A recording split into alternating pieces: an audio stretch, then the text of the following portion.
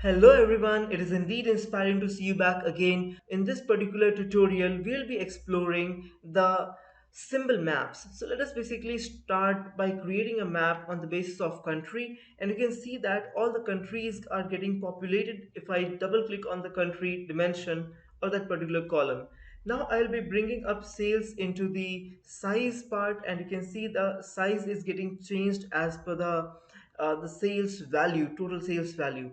I would like to give colors to the country, so I will bring country column to colors, and you can see that we can see different countries into different colors. So here basically we are easily able to see that which country has got which color, and at the same time the size of the circle tells us about how much basically sales is being done.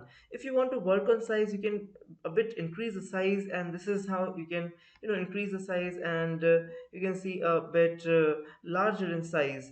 You can also do one thing. You can bring press control button, bring this sum of sales into label also, so that you will be able to see the displayed value of that particular sum of sales.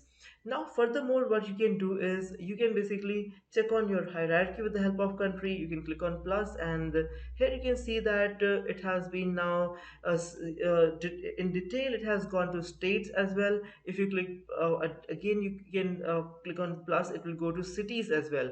So now we are drilling down that in which particular city how much sales is being done, and you can just expand it by with the help of your two hands. You can basically expand the map and get into the details and nitty-gritty of that particular state.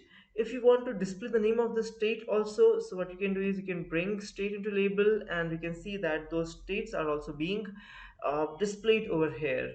So this is how we can work with the symbol map. So you can try out this, and you can let us know what more you would like to do. We would come up with those videos and help you with different types of visualizations using Tableau.